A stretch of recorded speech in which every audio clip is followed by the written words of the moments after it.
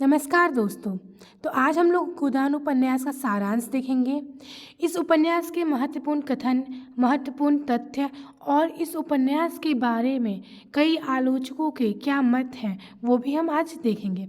ये जो वीडियो है UGC NET, BPSC, BBSC, JPSC, JJSC, CGL इन सभी एग्ज़ामों के लिए बहुत ही महत्वपूर्ण है, तो आप इस वीडियो को ज़रूर देखें। गोदान उपन्यास की रचनाकार है मुंशी प्रेमचंद और इसका प्रकाशन वर्ष है 1936 में। हिंदी ग्रंथालय रत्नाकर कार्यालय बम्बई द्वारा इसे प्रकाशित किया गया था। प्रेमचंद का जन्म 31 जुलाई 1880 लम्हे वाराणसी में हुआ।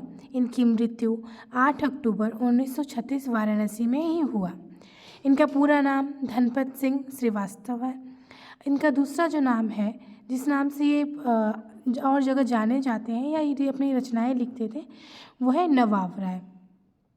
उपन्यास के क्षेत्र में इनके महत्वपूर्ण योगदान को देखकर बंगाल के एक विख्यात उपन्यासकार शरतचंद्र चट्टोपाध्याय ने इन्हें उपन्यास सम्राट कहकर संबोधित किया। अर्थात इन्हें उपन्यास सम्राट का जो है ये उपाधि किसने दिया? तो आएगा शरतचंद्र चट्टोपाध्याय। गोदान उपन्यास प्रेमचंद का अंतिम और सबसे महत्वपूर्ण उपन्यास माना जाता है, और ऐसा इसलिए क्योंकि प्रेमचंद जब इसे लिख रहे थे तो वो कोई अलग चीज़ न लिखकर इसमें जो समाज में चीज़ें चल रही थी, तत्कालीन भारत में जो समाज में लगभग हर समस्या को उन्होंने उठाया था, तो यही कारण था कि इनकी जो ये उपन्यास है भारतीय जीवन का महाकाव्य भी कहा जाता है। इस उपन्यास में भारतीय समाज जो है कृषक जीवन, विसंगतियों एवं शोषण के विविध रूपों का चित्रण किया गया है। गोदान ग्रामीण जीवन और कृषि जीवन, कृषि सांस्कृतिक का महाकाव्य है। इसमें प्रगतिवाद, गांधीवाद और मार्क्सवाद का पूर्ण परिप्रेक्ष्य में चित्रण हुआ है। उपन्यास में दो कथा एक साथ चलती है, ग्रामीण कथा और नागरिक कथा। ये हैं इस उपन्यास के महत्वपूर्ण तथ्य। अब आगे हम लोग देखेंगे पात्र परिचय। तो जो इसमें सबसे पहले आते हैं वो है होरी। गोदान का होरी अपने यथार्थवादी स्वरूप के इर्द गिर्द नजर आता है। कुछ बातों में वह उदात्त मूल्यों से बिल्कुल परे दिखता है, जैसे बांस की कटाई में भाइयों से 5 रुपए की बेईमानी करना, गांव वालों के सामने पत्नी की पिटाई करना। होरी किसानी व खेती की मर्यादा से भावयुक्त है। उसे लगता है कि हजारों कष्ट के बावजूद जो खेतों में जो सुख है वो मजदूरी में कहीं नहीं। होरी जो है यहाँ पे उपन्यास का होरी न रह करके वो पूरे एक समाज का होरी है, वो एक समाज को दर्शा रहा है यहाँ पर। गोबर, यह अगली पीढ़ी का मजदूर रूपांतरित किसान है। गोबर विद्रोही पीढ़ी का किसान है। वह शहर व ग्राम दोनों स्तरों पर शोषणकर्ताओं का जवाब देता है। धनिया सामाजिक ग्रामीण व्यवस्था में नारी जाति की गरिमा से युक्त चरित्र है। आर्थिक सामाजिक परेशानी व तंगहालियों ने उसे भाषणी बना दिया है। राय साहब, ग्रामीण कथा व शहरी कथा के बीच में एक कड़ी है। सामंती परिवर्ती के सरोबार है। शोषणमूलक चित्र के परिचायक हैं। मिस्टर खन्ना और इनकी जो पत्नी है वह है गोविंदी। मिस्टर खन्ना व्यवसायवादी शुद्ध मुनाफे को प्रमुख मानते हैं। उनके लिए मजदूरों का हित नगण्य है। मुखौटा धर्मी चरित्र हैं। एक तरफ खद्दर पहनते हैं तो दूसरी तरफ फ्रांस का शराब पीते हैं। अब आते हैं मिस्टर मेहता व मिस मालती। ये जो दोनों जो है शहरी कथा के मुख्य पात्र हैं। मिस्टर मेहता का पूरा चरित्र अंतर विरोधमूलक है। स्त्री व पुरुषों के लिए उनकी सोच अलग अलग है। एक तरफ इन पर युगीन सामंती मानसिकता का प्रभाव है तो दूसरी तरफ आधुनिकता स्वच्छंदवाद का भी प्रभाव है। मिस मालती पूंजीवाद समाज में नारी के स्वरूप में आए परिवर्तन को उद्घाटित करने वाली चरित्र हैं। वह पेशे से डॉक्टर हैं, परंतु पुरुषों से आर्थिक लाभ लेने में वह स्वच्छंद प्रकृति वाली हैं।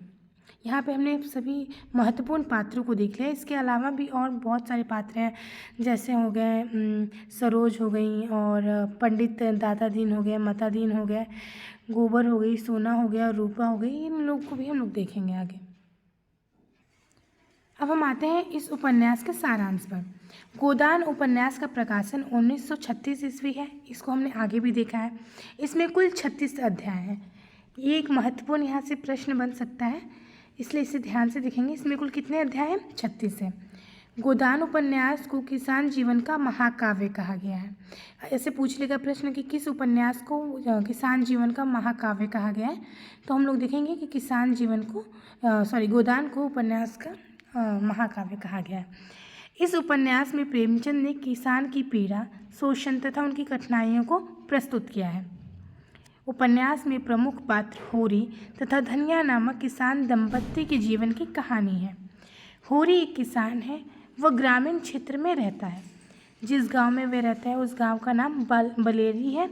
यह अवध के क्षेत्र की तरफ आता है। होरी सबका नरम चारा था, यानी हम जिसे कहते हैं कि सिंपल टारगेट या इजी टारगेट। हर कोई जो है होरी को ही टारगेट करता है। होरी जो है किसान वर्ग है, और यहाँ पे दिखाया गया है कि जैसे ज़मींदार लोग, पटवारी लोग, सूदखोर, महाजन, पुलिस, बिरादरी, सब के सब होरी पर सवार रहते हैं। अर्थात यहाँ पे होरी सिर्फ होरी नहीं है, वो किसान वर्ग है। ये सभी लोग किसानों के ऊपर हमेशा उनका शोषण करने के लिए तैयार रहते हैं। होरी गोदान का केंद्रीय पात्र है। वह किसान वर्ग का प्रतिनिधि पात्र है। होरी और धनिया के 3 बच्चे हैं। गोवर्धन जो सबसे बड़ा है, सोना उससे छोटी है, तथा रूपा जो सबसे छोटी है। होरी के 2 भाई हैं, जिनके नाम है हीरा तथा शोभा। हीरा की पत्नी का नाम पुण्य है, तथा वो हीरा के घर के बगल में ही रहती है। होरी का एकमात्र अभिलाषा एक गाय लेने की है, और उस गाय उसके जीवन में संपत्ति के साथ साथ प्रतिष्ठा का भी सूचक है। होरी जो है गाय लेना चाहते हैं। वो गाय क्यों लेना चाहते हैं? क्योंकि उस समय किसान समाज में गाय लेना बहुत ही प्रतिष्ठा की बात होती थी। मतलब किसी के द्वार कहा जाता है, किसी के द्वार पर अगर गाय खड़ी है तो लोग उससे बहुत ज़्यादा इज्जत सम्मान की दृष्टि से देखते थे, और उसकी मजबूरी भी थी, क्योंकि उसके यहाँ 2 टाइम का भोजन नसीब नहीं होता था। एक टाइम उन्हें कुछ दाना या चबेना खा के ही रहना पड़ता था, और दूसरे टाइम वो लोग जौ की रोटी खाते थे। तो होरी के मन में था कि रूपा, सोना और गोबर, इन तीनों को कभी भी अच्छे से दूध पीने को नहीं मिला। तो होरी चाहता था कि वो एक गाय खरीदे, ताकि इन लोगों को दूध दही की कमी नहीं हो। और ये गाय ही उनके जीवन में कैसे कैसे परेशानियाँ, कैसी कैसी कठिनाइयाँ खड़ी करती है, वो हम आगे देखेंगे। जैसे तैसे उसने भोला से एक गाय उधार भी ले ली, पर होरी के भाई हीरा ने होरी की गाय को जहर देकर मार दिया। उन्होंने जैसे तैसे गाय को उधार लिया, और गाय कितने रुपए में लिया था? उन्होंने 80 रुपये में उधार लिया था भोला से। अब 80 रुपये उधार, ऊपर से गाय मर गई। उसको हीरा ने मार डाला। होरी को तो पैसा देना ही था भोला को। अब भोला रोज आकर द्वार पे तगादा करने लगा। होरी पर विपत्ति का पहाड़ टूट गया। इस गाय के कारण उसके पुत्र गोबर और भोला की विधवा पुत्री झुनिया का प्रेम हुआ। जब ये लोग गाय लेने जाते हैं भोला के घर में, तो वहाँ पे गोबर और झुनिया एक दूसरे को प्रथम बार देखते हैं, और उनमें ही वहीं से प्रेम प्रसंग होना शुरू हो जाता है। उसके बाद शादी से पहले उनका एक लड़का हो जाता है। बिरादरी में ऐसा पाप करने के लिए गाँव की पंचायत होरी पर 100 रुपये नगद और 30 मन अनाज का डांड लगाती है। गांव की पंचायत जो है कहती है कि शादी के पहले बच्चे ये बहुत ही पाप है। तो उस पर उन्होंने होरी से क्या कहा कि 100 रुपये दे दो, और नगद जो अनाज है 30 मन वो दान में दे दो। अब होरी के पास तो 100 रुपये नगद थे नहीं, और 30 मन अनाज जो वो अभी हाल की खेती से निकाला था, ताकि साल भर का जुगाड़ पानी चल सके, और वो भी उससे ले लिया जाता है। गोबर जो है झुनिया को अपने घर छोड़कर लोकलाज के भय से लखनऊ भाग जाता है, तथा होरी को समाज का कोप भाजन बनना पड़ता है। गोबर जो है डर के मारे कि सब समाज क्या बोलेगा। जब वो 5 महीने की गर्भवती थी झुनिया, तभी उसे अपने घर पे छोड़कर वो शहर चलता बना डर के मारे। अब होरी को उसके जाने के बाद पुलिस को रिश्वत देनी पड़ी, कर्जा लेना पड़ा, हीरा के परिवार का पालन पोषण भी करना पड़ा। यहाँ पे हम देखेंगे कि हीरा जिसने उसकी गाय को मार डाला, होरी की गाय को मार डाला, और हीरा वहाँ पर होरी जो है वहाँ पर हीरा के ही परिवार का लालन पोषण कर रहा है। भोला का खरी खोटी सुनना पड़ा। किसान से मजदूर बना होरी अंत में अपनी परिश्रमशीलता के चलते मरणासन स्थिति में आ गया। अब यहाँ पे हम लोग देखेंगे कि जो हीरा का पुत्र है गोबर, वो किसी लड़की से प्रेम करता है और वो लड़की जो है गर्भवती हो जाती है। तो इसका हर्जाना उसे 100 रुपये भरना पड़ता है तथा 30 मन अनाज भी देना पड़ता है। इसके साथ ही जब हम लोग उपन्यास पढ़ेंगे तो उसमें दाता दीन आते हैं और मता दीन आते हैं। दाता दीन का पुत्र जो है मता दीन था, वो एक चमारिन को रखे हुए था, किंतु इसका कोई कहीं से कोई विरोध नहीं करता है। सब अंदर अंदर जानते रहते हैं कि हाँ उसने एक चमारिन को रखा हुआ है, लेकिन कोई भी इस बात को सबके सामने नहीं बोलता है, क्योंकि वो महाजन थे, पंडित था वो। और यहाँ पे होरी जो है वो किसान मजदूर है। दोनों ही वर्गों में जो अंतर दिखाया गया है, एक शोषण वर्ग है और एक शोषक वर्ग है। तो इसके बाद जब वो इसमें एक लाइन भी आया है कि हम निम्न वर्ग के लोगों का वो लोग निम्न वर्ग के लोगों के साथ सो तो सकते हैं, लेकिन उनके हाथ का पानी नहीं पी सकते हैं। बाद में पता चलता है कि सीलिया जो है गर्भवती है और उसने एक पुत्र को जन्म दिया। हालांकि माता दीन को उसकी जात से बहिष्कृत कर दिया जाता है। बाद में बहुत पैसे वैसे खर्च करने के बाद उसे गोबर खिला करके, गौमूत्र पिला करके और तरह तरह की ढोंग कर करके उसे ले लिया जाता है अपने जात में। यानी कि यहाँ पे गोबर खाना और गौमूत्र पीना भी निम्न वर्ग के लोगों के साथ रहने से ज़्यादा उच्च है, दिखाया गया है ऐसा।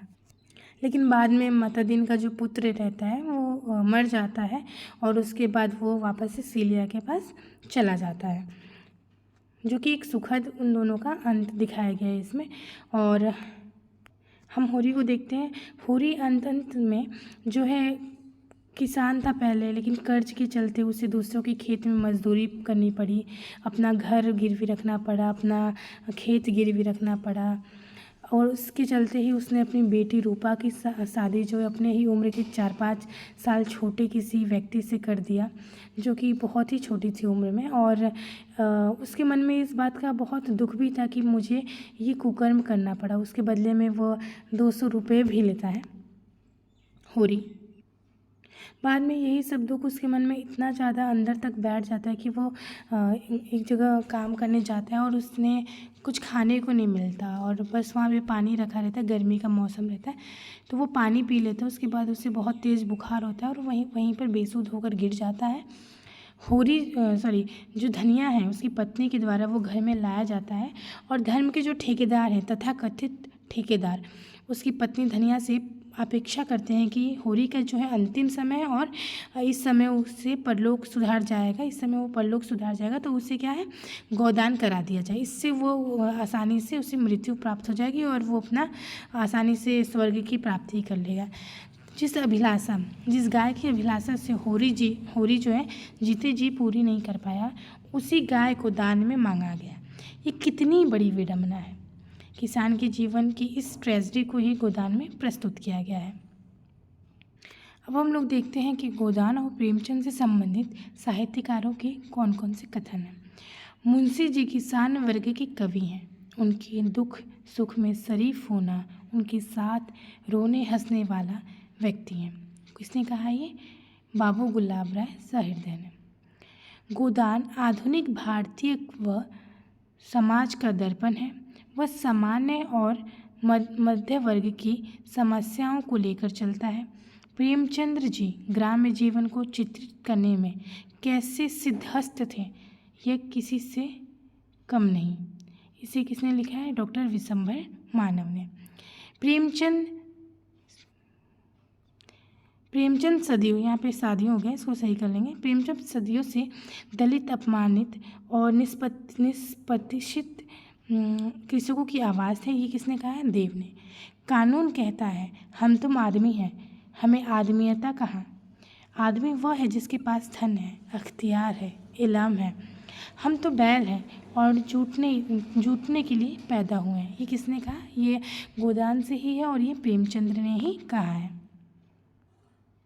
अगला हम देखते हैं, उदांत का सृजन केवल योद्धाओं के चरित्र से नहीं होता, अपितु सामान्य जनों के चरित्र से भी उसका सृजन संभव है। रामविलास शर्मा ने कहा है।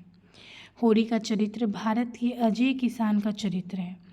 गोदान उसके भागीरथ प्रयत्न की गाथा है। किसने कहा? रामविलास शर्मा ने।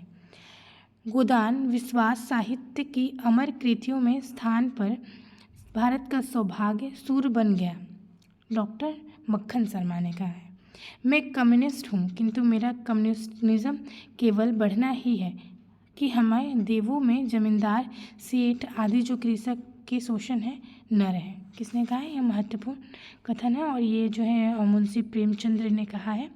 इसके अलावा जो इस उपन्यास में पात्रों के द्वारा कहे गए महत्वपूर्ण कथन है उस पर हम बाद में बात करेंगे। आज की वीडियो में इतना ही, नहीं तो वीडियो काफ़ी बड़ा हो जाएगा।